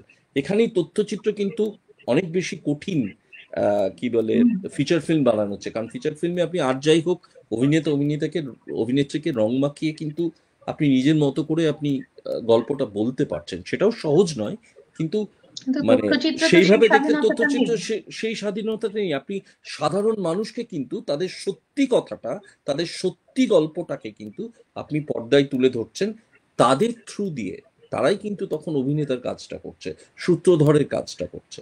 তো সেটা ভয়ঙ্কর কঠিন। তাহলে কথাটা হচ্ছে, আপনি সেই ঋত্বিকের বিখ্যাত কথাটা বলতেই হয়, যেটা এখন ক্লিশে হয়ে গেছে, এত টি শার্টে পাওয়া যাচ্ছে, ভাবো ভাবো ভাবা প্র্যাকটিস করো, কিন্তু আমরা টি শার্ট গুলো কিন্তু পরছি, আদৌ কিন্তু আদৌ কি টি আমরা শার্ট ভাবছি কি গভীরে পরছি গিয়ে? কিন্তু আমরা ভাবছি না যে কেন সেই টি শার্টটা পরবো, বা হঠাৎ করে কেন একটা পাগল উন্মাদ বলছেন যে ভাবো ভাবো বাবা প্র্যাকটিস করো। তার মানে উনি বুঝতে পেরেছিলেন যে ভাবনা চিন্তা আমরা কম করছি। তো উনি যদি এত বছর এবং আগে বুঝে সেটাও গেছেন আজকে যে, থেকে কত যুগ আগে। হ্যাঁ হ্যাঁ, কত যুগ আগে, যে ভাবনা চিন্তাটা আমরা কম করছি, বা ভাবনা চিন্তার দিন শেষ হতে চলেছে, তাহলে এখন তো নিশ্চয়ই ভাবনা চিন্তা শেষ হয়ে গেছে। একটা দুটো কাজ যে হচ্ছে না তা নয়, কিন্তু এই বিষয়গুলো কেন এগিয়ে আসছে না, এই বিষয়গুলো কেন এর পেছনে কিন্তু একটা বিরাট বিরাট বিরাট বিরাট একটা কিন্তু একটা মনোপলি কাজ করে, এর পেছনে কিন্তু একটা বিশ্বায়নের বিরাট একটা ভূমিকা আছে, এবং সেটা আমি, আপনি আমাকে ভুল বুঝবেন না, আমি বামপন্থী নই, ডানপন্থী নই, আমি না কোনো না, রাজনীতি একদমই না। করি না, রাজনীতি না করে একটা কথা বলছি। এখন হয়ে গেছে কি জানেন তো, এখন বিশ্বায়নের যুগে মাইট ইজ রাইট, অর্থাৎ আপনার হাতে যদি ক্ষমতা থাকে, আপনি ন্যারেটিভটা তাহলেই তৈরি আপনার কাছে করছেন, সব।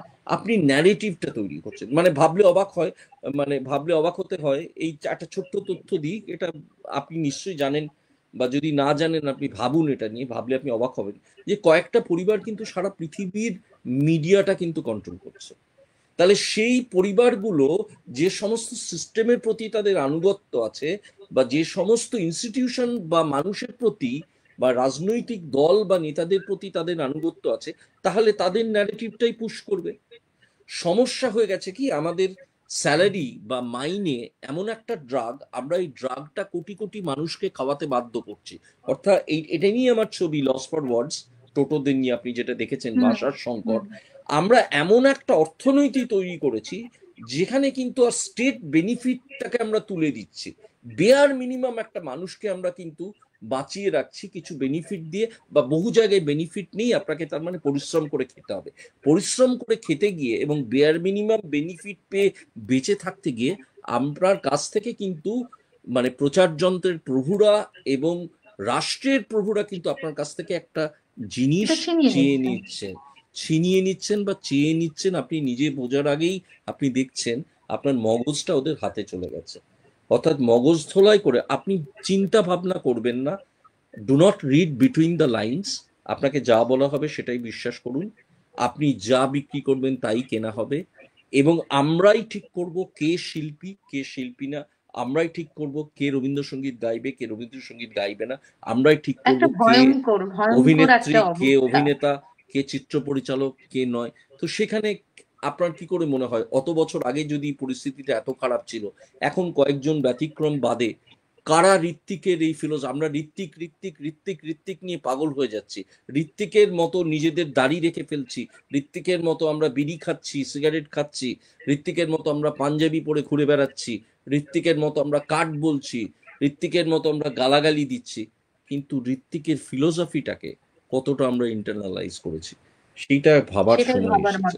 এবং সেটা যেহেতু হয় না, যেহেতু একটা তীব্র লবি কাজ করে, এবং আমি শুধু এটা শিল্প জগতের একটা ভয়ঙ্কর অসুবিধা কি জানেন তো, আজকে একটা খুব ঐতিহাসিক দিন, এতদিন পরে বিরাট কোহলি ভারতের মাটিতে খেললেন, উনি একটা সেঞ্চুরি করলেন। বিরাট কোহলি একজন কিংবদন্তি প্লেয়ার, এটা বলার অপেক্ষা রাখে না, কিন্তু বিরাট কোহলির সঙ্গে যদি আমরা স্বাধীন চলচ্চিত্র নির্মাতাদের একটা তুলনা করি, আমরা দেখবো বিরাট কোহলির একটা বিরাট অ্যাডভান্টেজ আছে যেটা আমাদের নেই। বিরাট কোহলি যদি সেঞ্চুরি করেন বা 50 করেন বা 80 রান করেন, একটা দুটো রান আউটও করে দেন, ক্যাচও নেন, উনি কিন্তু দাবি করতে পারেন যে আমাকে টিম থেকে বাদ দেওয়া যাবে না। কিন্তু আপনি যখন একটা সিনেমা নির্মাণ করেন, এবং আর আপনার সঙ্গে যখন আরো 3জন সিনেমা নির্মাণ করেন, তারা যদি ফেস্টিভ্যালের মানুষদের চেনা থাকে, তাদের যদি ফিল্ম সোসাইটির মানুষদের পরিচালকদের চেনা থাকে, বা আপনার যদি মিডিয়ার প্রচার যন্ত্রের প্রভুদের সঙ্গে যদি আপনার সম্পর্ক ভালো থাকে, তাহলে যেহেতু আর্টস একটা সাবজেক্টিভ বিষয়, আপনি প্রমাণ করতে পারবেন না আপনার সিনেমাটা অনেক বেশি থট প্রভোকিং, অনেক বেশি পাওয়ারফুল। আপনি প্রমাণ করতে পারবেন না আপনি যে ছবিটা এঁকেছেন সেটাই শ্রেষ্ঠ ছবি। তাহলে ক্রিকেটের মতো কংক্রিট নয় রেজাল্টটা। এইখানে যেহেতু কংক্রিট নয়, এই কারণে আমরা ঋত্বিককে ব্রাত্য করাটা, ঋত্বিক ঘটকের মতো একজন বিরল প্রতিভাকে ব্রাত্য করে রেখে, মানে আমরা তাকে হত্যা করে এতদিন পরে তাকে শহীদ হিসেবে পুজো করছি, সেটা আর্টসের জগতেই, সেটাই সঞ্জয় মুখোপাধ্যায় বললেন।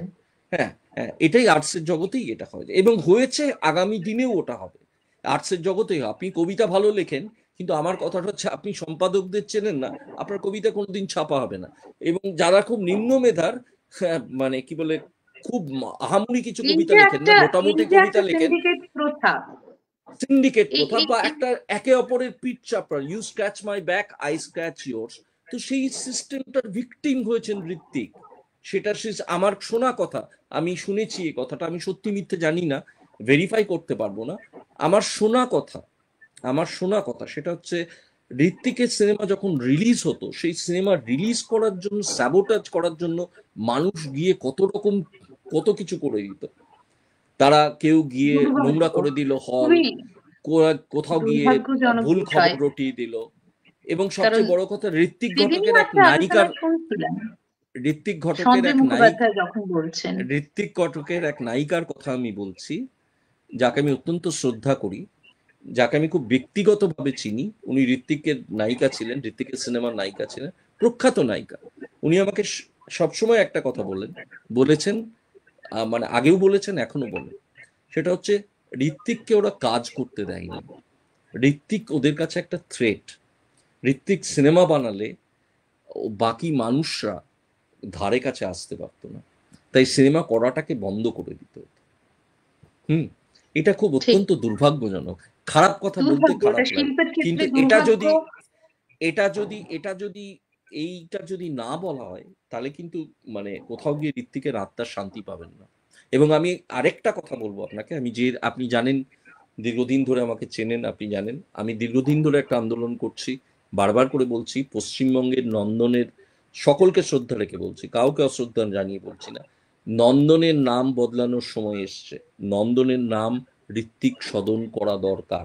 আমি এটা আগেও বলেছি, এখনো বলছি, আজ থেকে 25 বছর আগেও এ কথা বলেছি, 30 বছর আগেও বলেছি, আগামী 30 বছর যদি বাঁচি, শেষ দিন অবধি বলে যাব, নন্দনের নাম বদলানোর সময় এসছে, নন্দনের নাম ঋত্বিক সদন রাখা দরকার। ঋত্বিকের নামে একটা মেট্রো স্টেশন করলে তাকে যথাযথ মর্যাদা,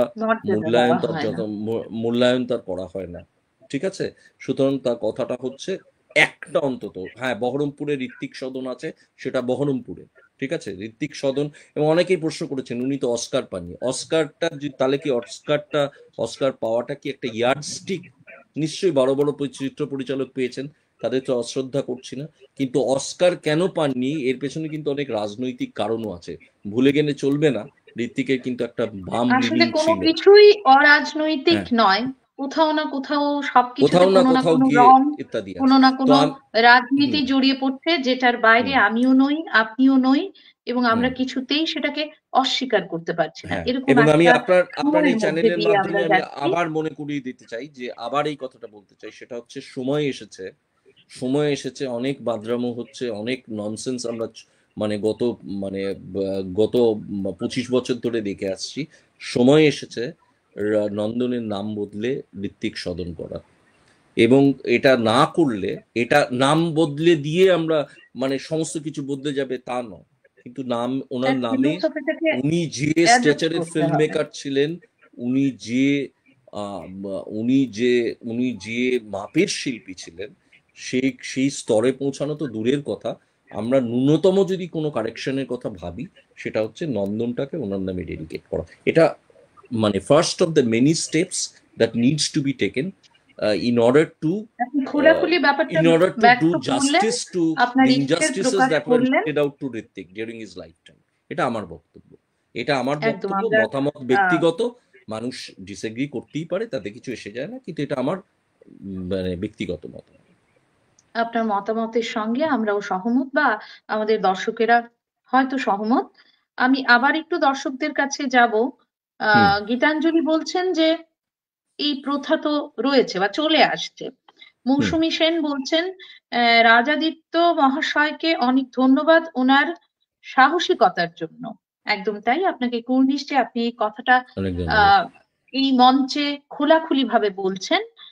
এমন কিছু সত্য তুলে ধরার জন্য শেষ পর্যন্ত আছি। উনি ধন্যবাদ মৌসুমীদি থাকার জন্য। সুবীরদা আরো একটা কিছু লিখেছিলেন, এই মুহূর্তে আবারও চলে গেল। সুবীরদা, আপনি আপনার প্রশ্নটা আবারও এখানে রাখতে পারেন। আমরা আবারও যাচ্ছি রাজাদিত্যের কাছে। রাজা, আপনি কিছুক্ষণ আগেই নবারুণ ভট্টাচার্যের কথা বলেছিলেন। নবারুণ ভট্টাচার্য খোলাখুলি ভাবে ঋত্বিক স্মরণে বলছিলেন যে তখনকার ক্রিটিক্স, সেই সময়ের ক্রিটিক্স, বাঙালি তথাকথিত সমালোচকরা তখন বলছেন যে ঋত্বিকের সিনেমায় কোনো গ্রামার নেই, এবং নবারুণ ভট্টাচার্য চিৎকার করে বলছেন যে ঋত্বিক গ্রামার তৈরি করছেন সিনেমায়। সে সম্বন্ধে কি বলবেন? তো এইটা মানে হ্যাঁ, নবারুণদাকে আমি চলে যাওয়ার আগে বেশ একটা তখন কথা বলার সুযোগ হয়েছিল। তো আমার মনে হয় এই প্রশ্নটা এইভাবেই উত্তর দেওয়া উচিত, সেটা হচ্ছে যে যে যদি আপনি বিশ্বাস করেন এই ব্রহ্মাণ্ডটা ঈশ্বর বানিয়েছে, ঠিক আছে, তাহলে যদি ঈশ্বর বানিয়ে থাকেন, তাহলে তো তার আলাদা করে মানে আমরা যদি বলি যে মানে কোনো গ্রামার নেই তার সিনেমা, কিন্তু সিনেমা যা উনি সৃষ্টি করেছেন, উনি তো সেই সৃষ্টির মধ্যে থেকেই তো গ্রামার বেরিয়ে এসছে। গ্রামার যদি কিছু থেকেও থাকে, সেটাও ঋত্বিক এনেছেন। এবং সবচেয়ে বড় কথা, সেই গ্রামারকে যদি ভাঙার সাহসও দেখিয়ে থাকে, যেমন বিভিন্ন দৃশ্যে জামকাট ব্যবহার করা, যেভাবে সাউন্ড ডিজাইনিং করা, এবং সবচেয়ে বড় কথা, আমি এখানে সালভাডোর ডালির সঙ্গে ঋত্বিকের প্রতিবাদ তুলনা করবো, সেটা হচ্ছে কি সুরিয়াল চিন্তা ভাবনা। আমার ঠিক মনে নেই, আমার সালটা মনে নেই, কালী ব্যানার্জি অভিনয় করেছিলেন অযান্ত্রিকে, আপনারা জানেন আমি কালী ব্যানার্জির ছাত্র ছিলাম যখন আমি থিয়েটার করতাম। তো আহ, কালীদা আমাদের একটা কথা বলতেন, 1958 সালের ছবি যতদূর আমার মনে পড়ছে। তো কথাটা হচ্ছে 1958 সালের ছবি, তো 1950s একটা মানুষ একটা যন্ত্রকে প্রাণ দিয়ে মানুষের সঙ্গে সেই যন্ত্রের সম্পর্কে সেই সুরিয়াল মেলবন্ধন ঘটানো পর্দায় ওয়ার্ল্ড সিনেমাতে কজন এটা সৃষ্টি করেছে। এবং এটা আমার শোনা কথা, ভেরিফাইড নয়। আমি তখন জন্মাইনি, সুতরাং আমি নিজের চোখে দেখিনি। আমি এটাও শুনেছি যখন অযান্ত্রিক আন্তর্জাতিক একটি একটি বিশাল বড় স্বনামধন্য একটি ফিল্ম ফেস্টিভ্যালে যখন দেখানো হয়েছিল, তখন কিন্তু অযান্ত্রিকের কোনো সাবটাইটেল ছিল না। অযান্ত্রিক কিন্তু বাংলাতেই দেখানো হয়েছিল, এবং সেটা ইউরোপে দেখানো হয়েছিল। এবং সবচেয়ে বড় কথা, যখন অযান্ত্রিকের স্ক্রিনিং হচ্ছিল, তখন অনেকে আলোচনা করছিলেন যে এরে বাবা, এটা তো সাবটাইটেল নেই, বুঝবে কি করে মানুষ বুঝবে কি করে, কারণ বাংলার ছবি, 1958 সালের ছবি। আমি ঠিক শিওর না, আমি যতদূর মনে পড়ছে 1958 সালের ছবি। এবং যে সত্যজিৎ রায় নিজে বলেছেন যে অযান্ত্রিক কি বলে প্রথম একটা মেজর ইন্ডি ইন্ডি সিনেমা, একটা বড় উদাহরণ। হুম।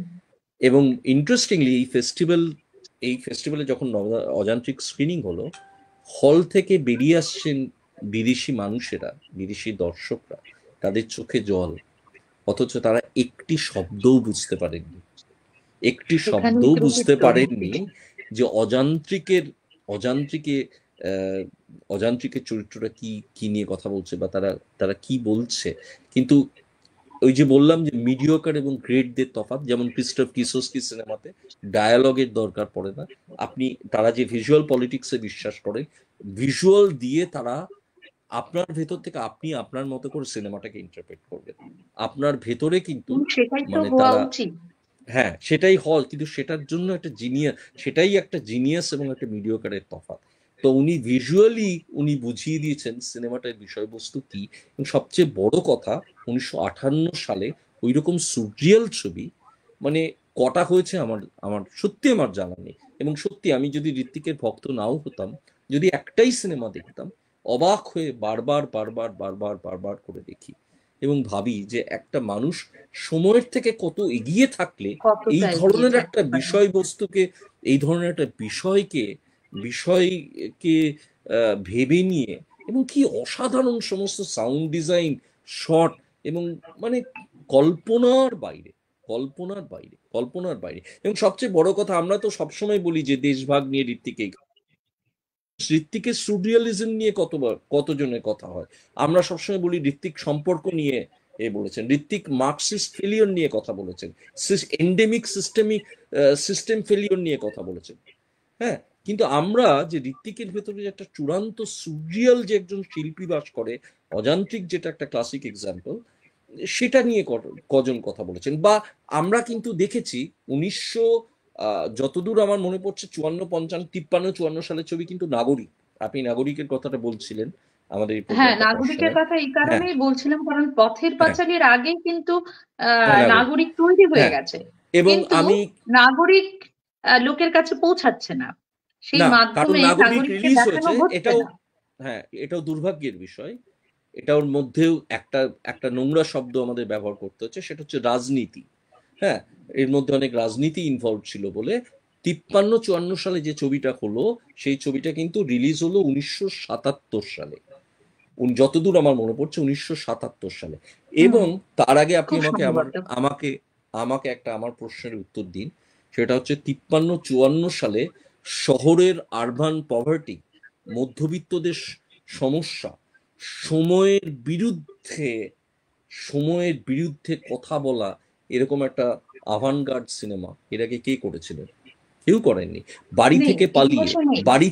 বাড়ি থেকে পালিয়ে, আমি খুব মানে আমি সত্যজিৎ রায়ের বিরাট ভক্ত, সত্যজিৎ রায়কে শ্রদ্ধা জানিয়ে বলছি, আমার ভীষণভাবে মনে হয়েছে সত্যজিৎ রায় নিজেও ঋত্বিককে ভয়ঙ্কর শ্রদ্ধা করতেন। সত্যজিৎ রায় কিন্তু ভয়ঙ্করভাবে ঋত্বিকের দ্বারা ইনফ্লুয়েন্সড। তার ক্লাসিক এক্সাম্পল হচ্ছে বাড়ি থেকে পালিয়ে যাওয়ার পরে কিন্তু আমরা আমরা দেখেছি যে বাচ্চাদের নিয়ে কাজ করার একটা প্রবণতা, সোনার কেল্লা, ঠিক আছে গল্পগুলো আলাদা হুম। হতে পারে।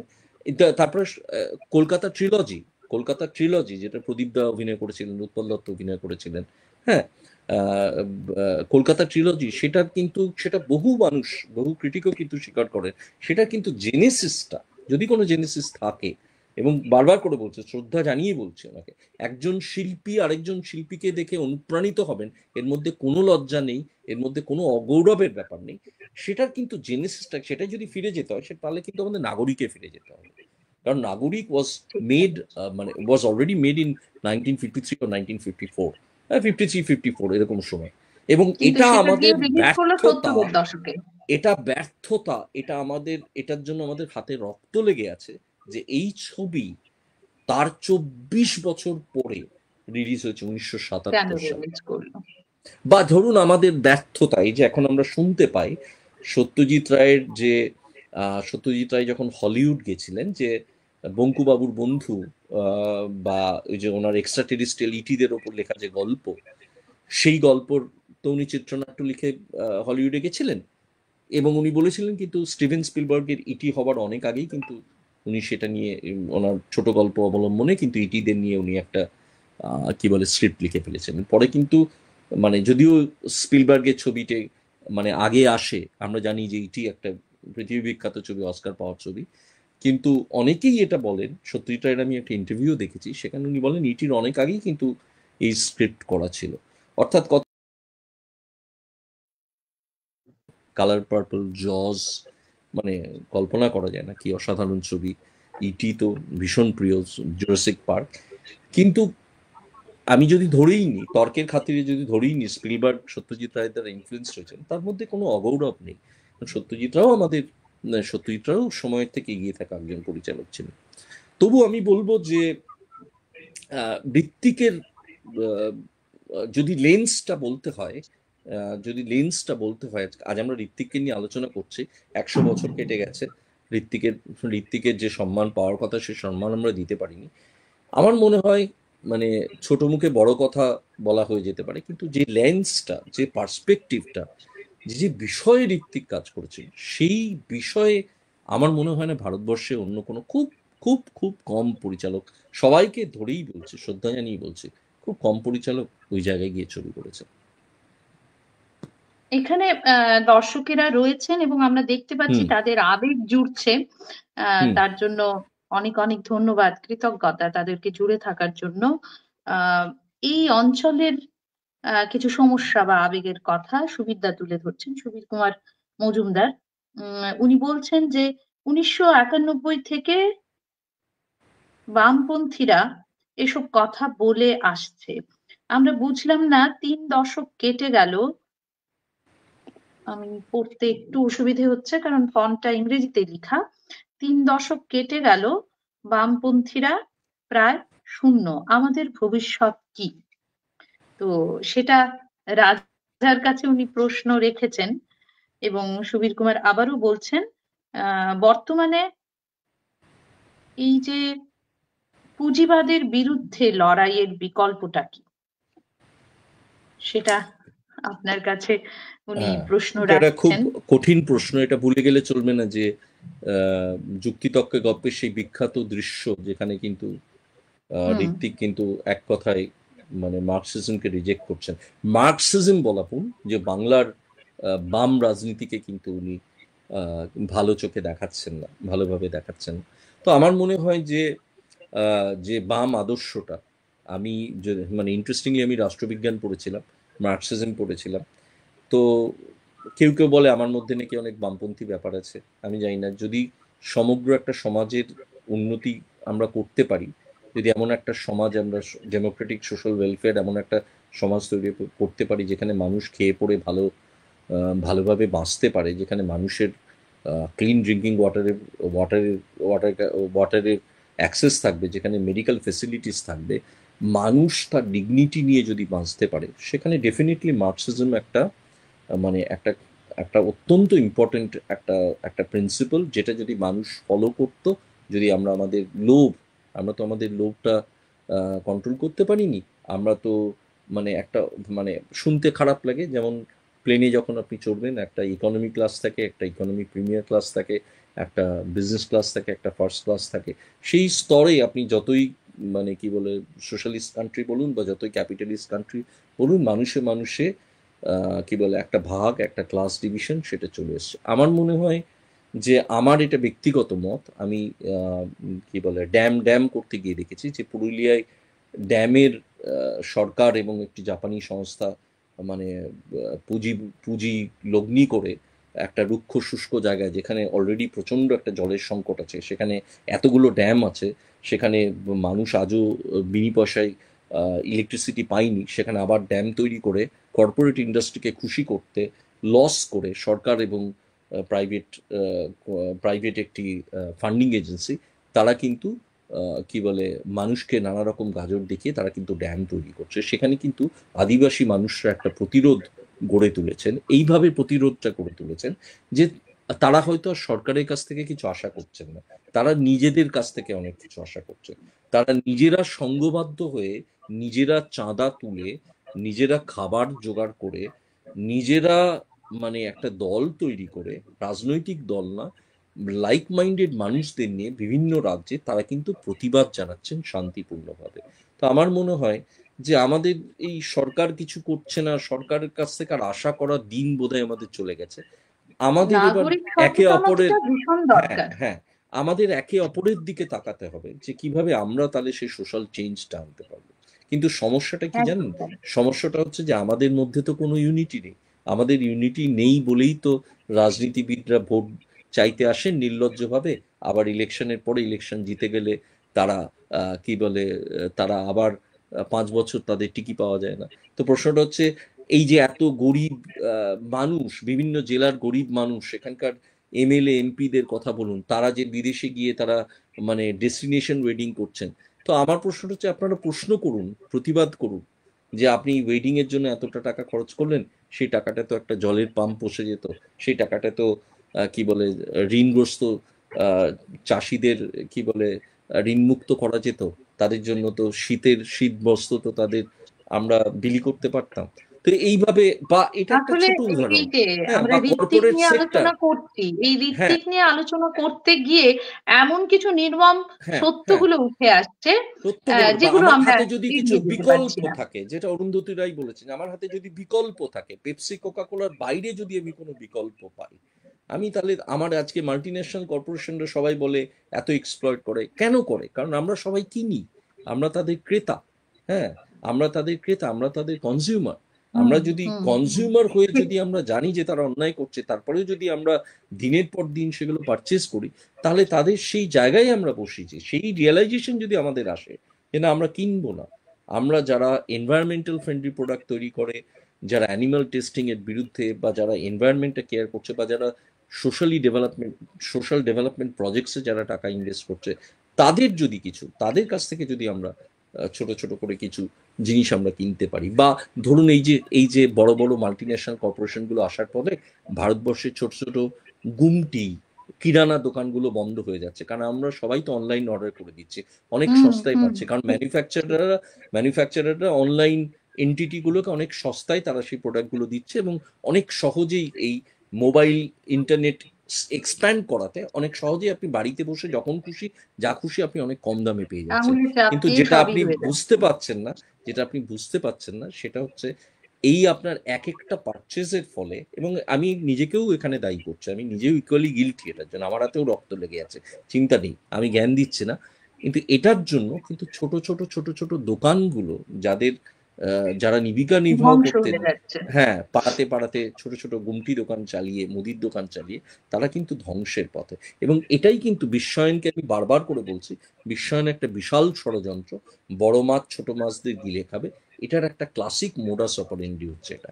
এবং ঋত্বিকের সিনেমাটা তাই তারা পছন্দ করবে না, যারা মাস এবং ওয়েলফেয়ারে বিলিভ ঋত্বিক করেন না। তাদের কথাই বলে ঋত্বিক গেছেন, তাদের কথাই বলে গেছে, যে তাদের সেই কথাই বলে নিম্ন গেছে, তাদের বর্গের সংকটের মানুষগুলোর কথা কথাই বলেছে। বলে গেছেন। হ্যাঁ, এবং আমি এখানে শেষ করব এই কথাটা বলে, আপনি দেখুন আমাদের দেশে জয়েন্ট ফ্যামিলি একটা বিরাট বড় একটা প্রতিষ্ঠান ছিল।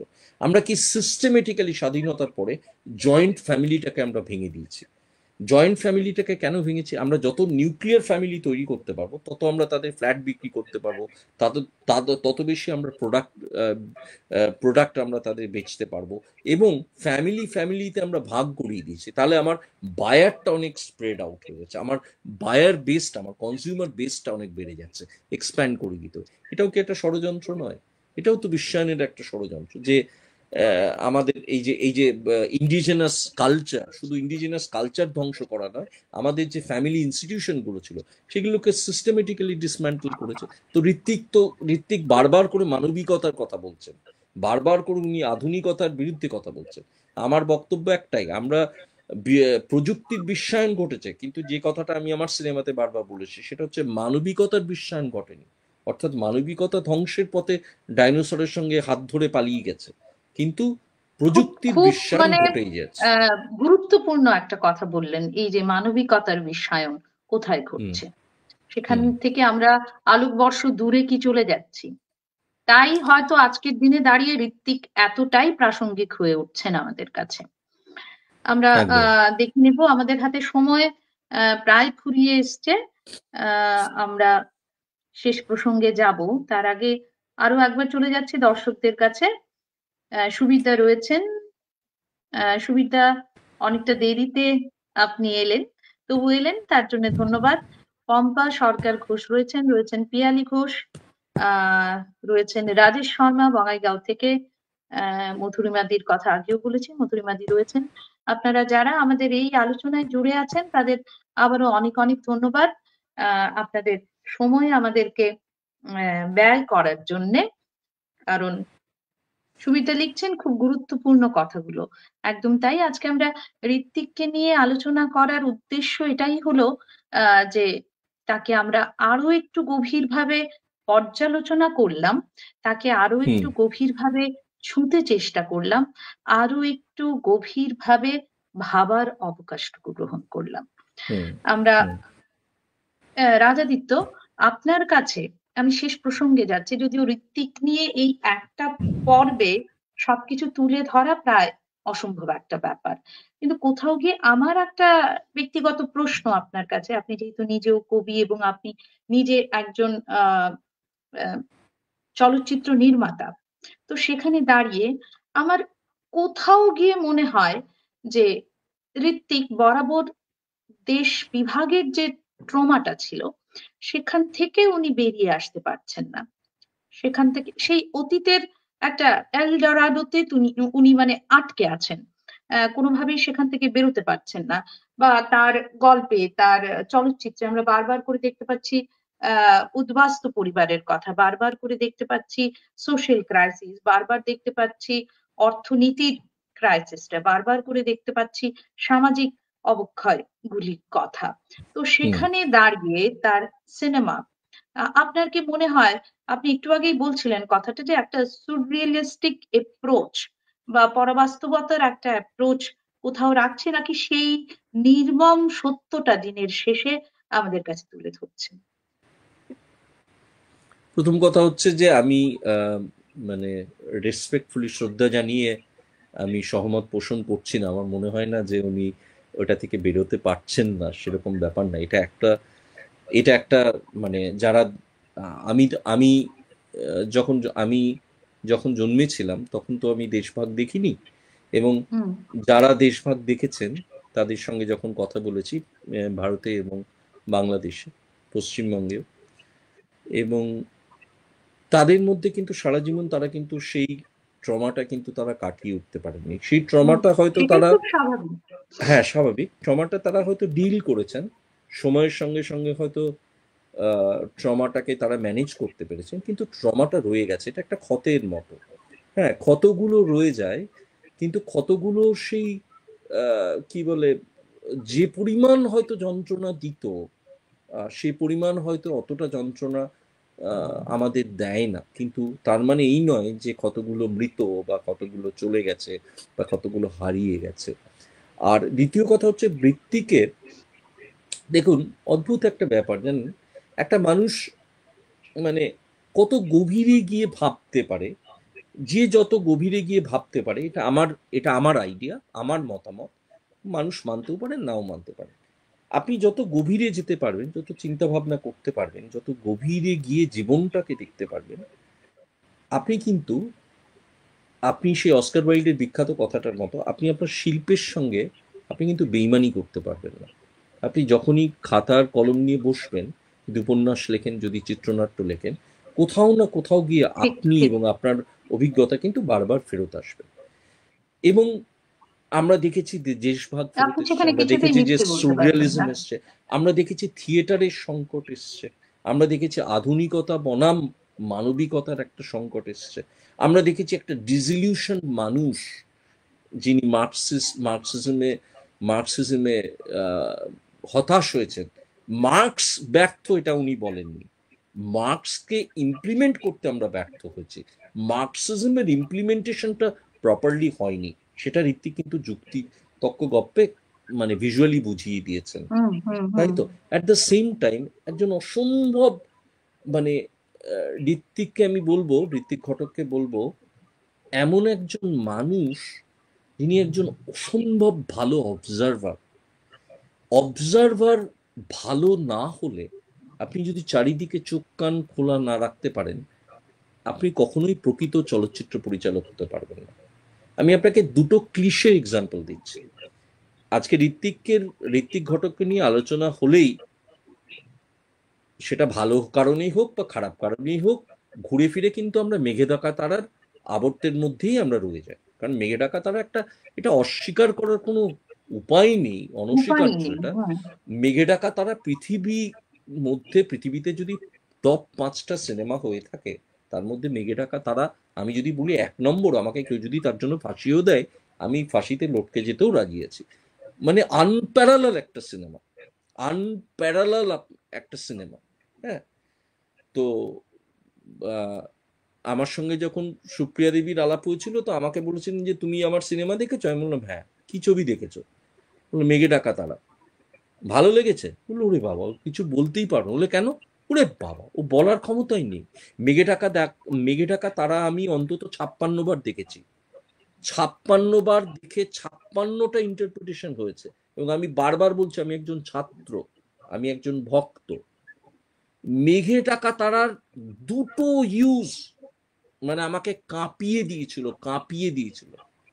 1 নম্বর হচ্ছে, যখন সুপ্রিয়া দেবীকে প্রত্যাখ্যান করলেন, আমি ভদ্রলোকের অভিনেতার নামটা এই মুহূর্তে মনে আসছে না, উনি যখন সিঁড়ি দিয়ে নামছেন, সাউন্ড ডিজাইনিং ঋত্বিক নিজে করেছেন, তখন একটা চাবুকের শব্দ ব্যবহার করেছেন।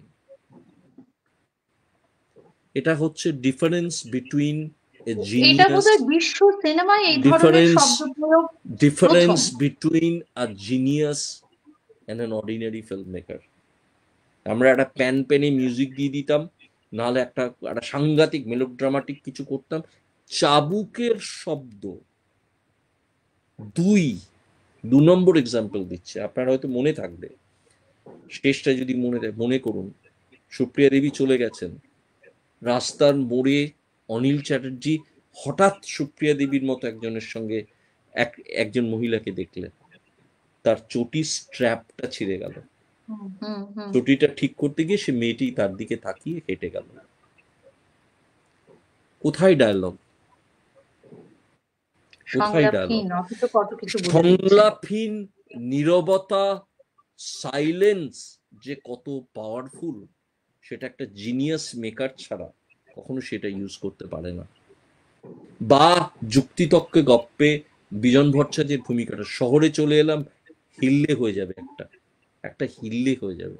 অর্থাৎ সেই যে ফিলিং গুলো, যে আমরা গ্রাম ছেড়ে শহরের পথে পাড়ি দিয়েছি, কারণ একটা শহর কেন্দ্রিক সভ্যতা গড়ে তুলছি আমরা, সিস্টেমেটিক্যালি আমরা গ্রামগুলোকে ধ্বংস করে চলছি।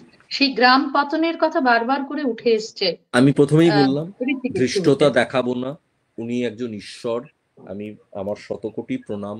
সিনেমা যদি ধর্ম হয়, ধর্মের যদি একজনই ঈশ্বর থাকেন, আমি হিন্দু কসমোলজিতে পড়েছি ব্রহ্মা এই ব্রহ্মাণ্ডটা সৃষ্টি করেছিলেন। তো আমার কাছে যদি ব্রহ্মা কেউ থাকেন, সেটা হচ্ছে ঋত্বিক ঘটক, মানে উনি ব্রহ্মাণ্ড সৃষ্টি করেছেন।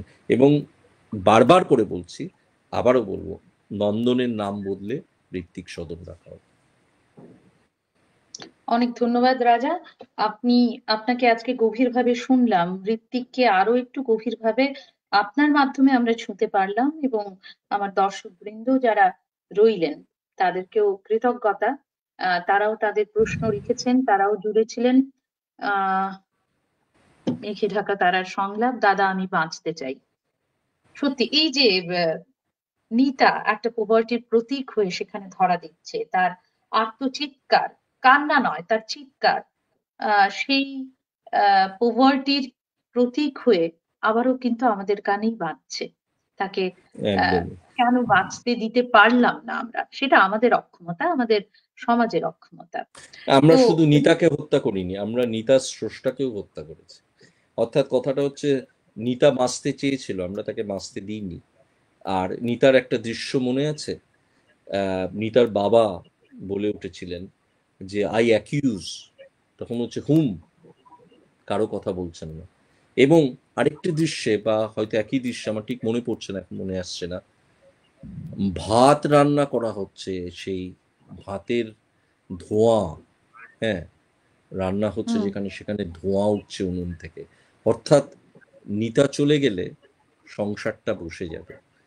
এই প্রতীকী, এই এই মানে সিম্বলিজমের ব্যবহার আনপ্যারালাল। কোনো ভাষাই যথেষ্ট নয় এই জিনিয়াসটাকে আহ, কি বলে পর্দায় এই জিনিয়াস নিয়ে কিছু বলা। এবং আমার খুব অবাক লাগে জানেন কি করে ঋত্বিকের সিনেমার মানুষ রিমেক করে। আমার দ্বারা কোনোদিন আমি কোনোদিন এটা হয়তো আমার অক্ষমতা, আমি খুব খারাপ ফিল্ম মেকার বলে হয়তো আমি করবো না। আমার মনে হয় আপনি শোলের রিমেক করতে পারবেন, তো ঋত্বিকের সিনেমার রিমেক করা মানে মানে এটার এই চেয়ে মানে রিমেক আমি আর কিছু করার বলার নেই। প্রবণতা বা ইচ্ছেটা, সেটাই একটা অসুস্থতা কোথাও না কোথাও কিছু গিয়ে। নতুন সিনেমা, কিছু সৃষ্টি করা দরকার হ্যাঁ সেটাকে। কিছু সিনেমার কোনোদিন কোনো রিমেক হয় না, হতে পারে না, হতে পারে না। শর্ট ফিল্ম অ্যাবাউট লাভের কোনো রিমেক হতে পারে না, মেঘে ঢাকা তারা রিমেক হতে পারে না, হ্যাঁ একদমই বাইসাইকেল তাই। থিফের রিমেক হতে পারে না, পথের পাঁচালী রিমেক হতে পারে না। আমার অবাক লাগে।